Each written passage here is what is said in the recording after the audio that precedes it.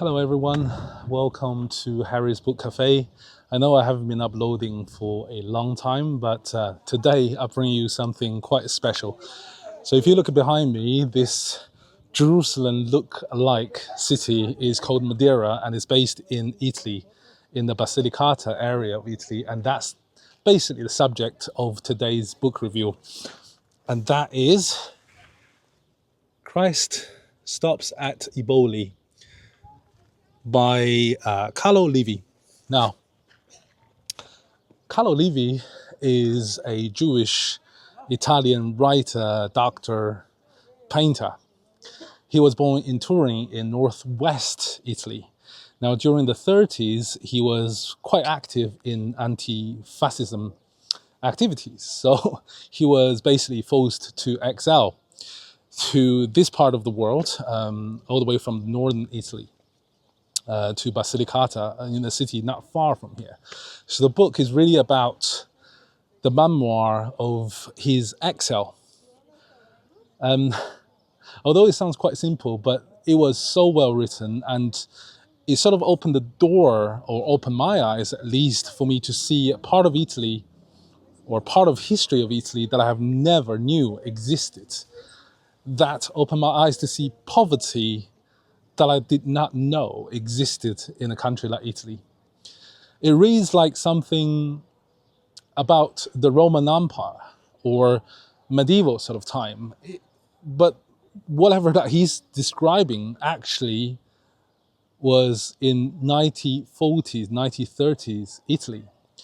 The situation did not change until 1950s when the Prime Minister at the time came and called Matera and the surrounding areas the national shame, and they forcibly removed people to live in a better accommodation. At the time, this area, the people live in a single room accommodations with their entire family, and they live actually with their animals. So pigs and donkeys sleeps beneath the bed, people on top of the bed, and if they have children or babies, they are hanging in a basket above the bed. So every single one-room accommodation has 3 layers.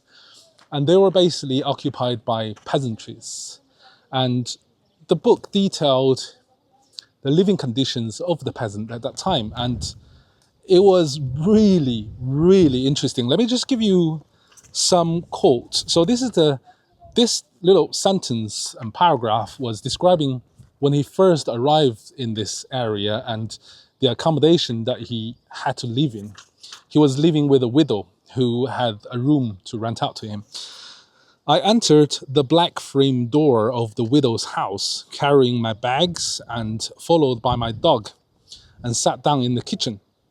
The air was black with thousands of flies, and other thousands covered the walls. So that immediately set the scene of what the area was like at that time. And I think that simple sentence immediately grabbed the reader's attention.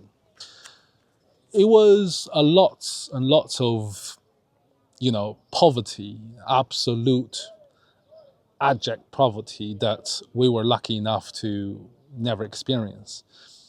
The writing style was matter of fact when it comes to describing human sufferings and poverty.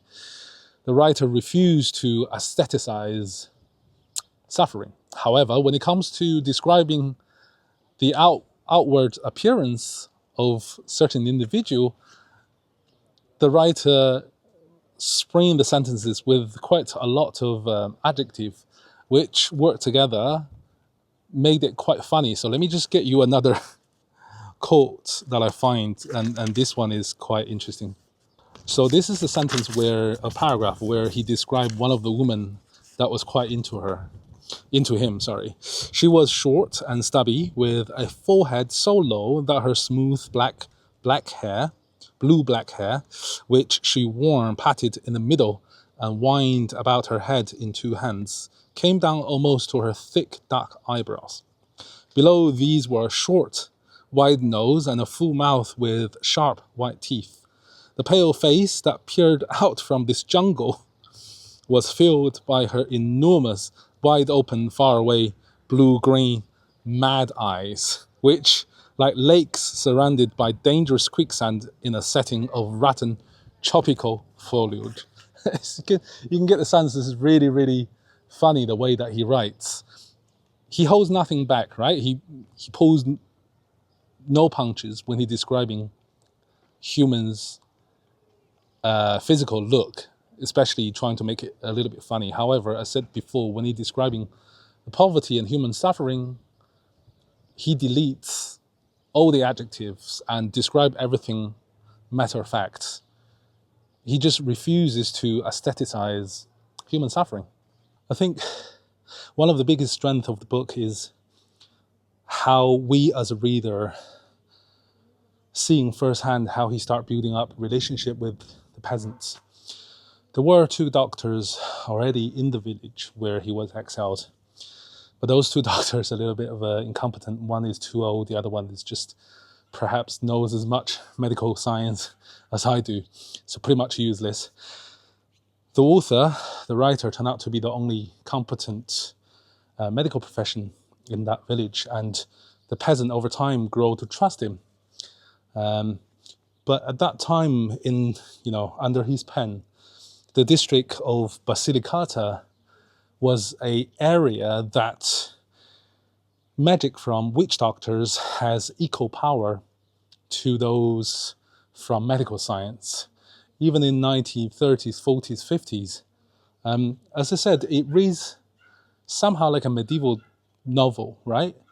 But it's actually real life and happens only about 70 years ago, to be honest, guys. So the biggest takeaway of the book, personally, is that it opened my eyes to a part of history that I was completely ignorant about. And that was what happened after Italy's unification in 1861. Rome imposed backbreaking taxes on already a impoverished land of Basilicata and also the surrounding area.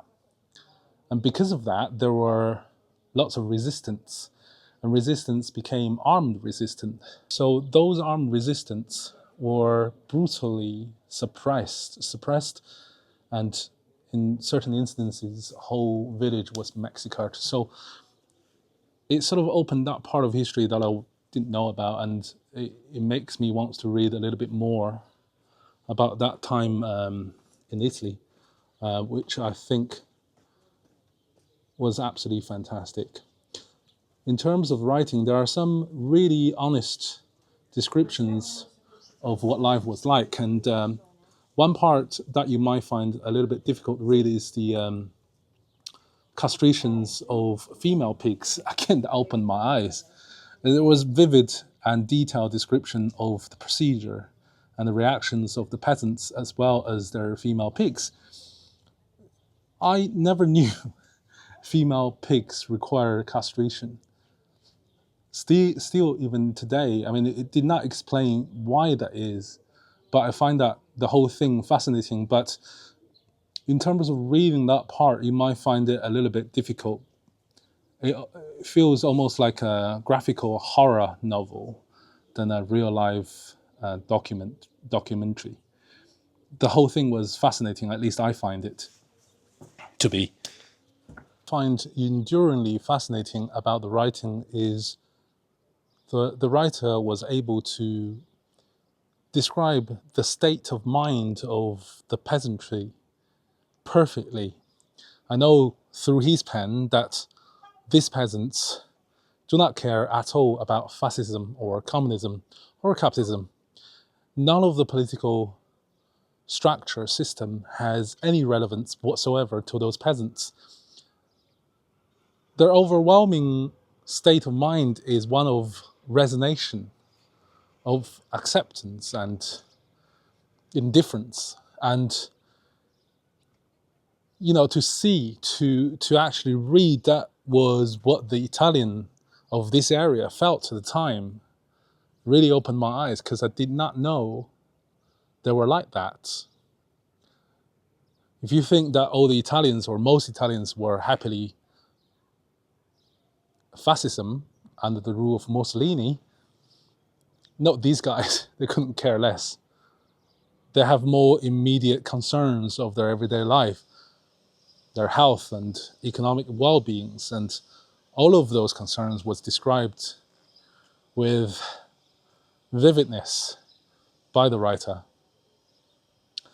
Now, I think I've said enough about this book, and from my reaction, you probably sussed it out that I absolutely love it. The writing itself is concise and forever fascinating, at least from my perspective.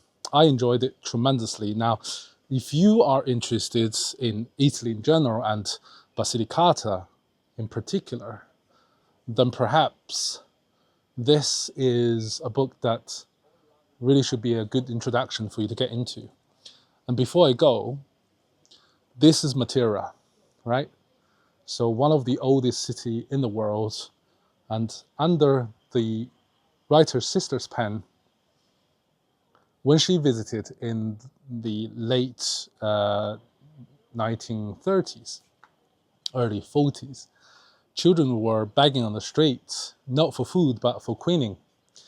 Can you believe it? Here, epidemic of malaria. And that was within living memory. So just let that perhaps sink in. And it's something that's incredible. So let me leave you with the view of Matera and get my face out of the frame, and you can enjoy perhaps the place a lot better. But before I go, just one thing I would like to say is that if you are interested in traveling, I do have another YouTube channel called Global Hopper. And yeah, perhaps you can go and check out those travel videos, and Matera is definitely one of those videos included. So anyway, guys, thank you for your patience. I know I haven't been uploading regularly for a long time, but I will try and do that more regularly in the future. So now, I'll take my face out of the frame and let's enjoy Matera.